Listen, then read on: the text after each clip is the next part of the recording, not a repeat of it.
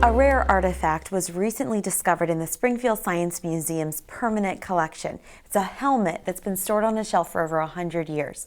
Well, here to explain more about this exciting discovery is David Stier, director of the Springfield Science Museum, and Dr. Ellen Savulis, curator of anthropology. Thank you so much, both of you, for joining me today. So let's talk about this exciting discovery. How was this found? Ellen? Well, we were beginning to do some research for a new display in Native American Hall, focusing on the peoples of the Northwest Coast. And going through our extensive inventories, I discovered an item that was labeled an Aleutian hat.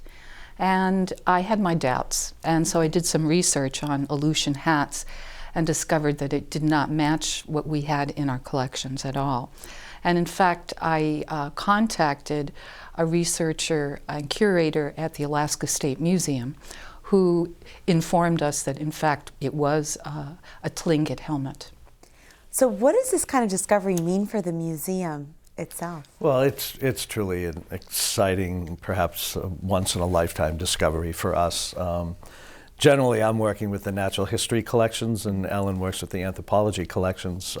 So occasionally we will find some things that may be rare and endangered species or a very special mineral, but you know, this came to light as being a lot more interesting than we first thought. But because we hadn't done any research on it, it just got the normal care that all of our collections do. We know where it is. It's on a shelf with archival conditions, and we have to inventory, and we get audited, all those things. So it's not like it's been hidden behind, you know, a shoebox or something somewhere. It's very special conditions and care that we give it. And it was just exciting. And, you know, Ellen showed it to me to begin with, and I didn't know much about it, but it was an exciting looking thing. And then when she started doing her research, it really was, we need to move on this thing, you know. I mean, the whole world needs to know this because it is really an important cultural artifact. How many of these helmets are in the world?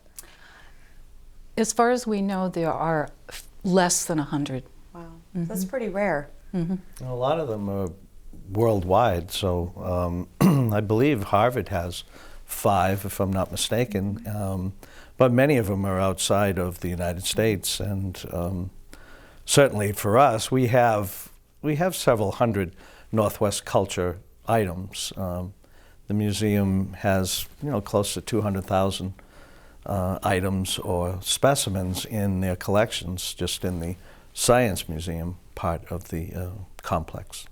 Now, talk about the helmet itself. Do we know if it was used primarily for war, a ceremonial aspect? Are we still learning more about it? What do we know about it? We're certainly learning more about it, but we can't say for sure. Okay. It is worn in some places. It has a few cracks, but there's nothing that would give us, there's no evidence that it was used in battle, this particular helmet. What else do we know about, and they're the Tlingit people of Alaska? Tlingit. Yes. Tlingit. Okay, it's a hard word to pronounce. What else do we know about them and their way of life, or how they would have used this helmet, or just any other aspect? Is there anything else that kind of helps make all this make sense? Well, these particular helmets were worn by men in battle, and they provided spiritual as well as physical protection, and they were just part of a larger body armor suit. And when weapons were introduced, you know, guns were introduced in Alaska, we find that there's a decline in the use of wooden armor. And that's what this is made out of then. So this is a very precious object that has been found, and now that you guys have discovered the importance behind it, if other people are interested in coming and seeing it and being able to, I mean, this is something that's so rare that not many people even here in the United States have it. How can they go about seeing this? Will it always be available for them to view? Is it going to be specially guarded?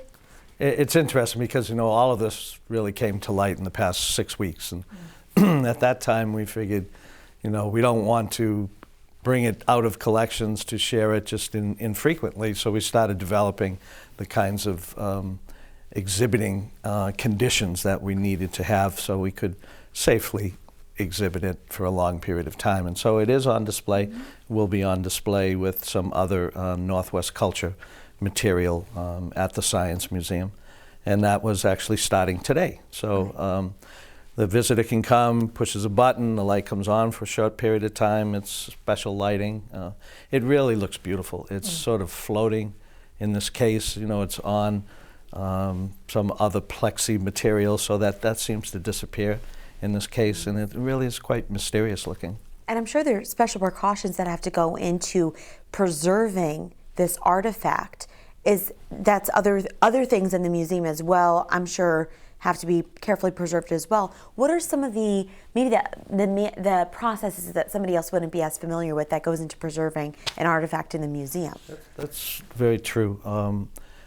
What we have to do in general, if you think about, a museum never has more than probably 5% of their collections on display. So the rest of the time, these things do need to be safely stored. Sometimes if they're very fragile, we actually have to make special boxes that protect them in the event they got jarred. Now, you know, they shouldn't get jarred by humans, but, you know, to be honest with you, humans are really one of the greatest agents of deterioration, but other ones are light and temperature, humidity.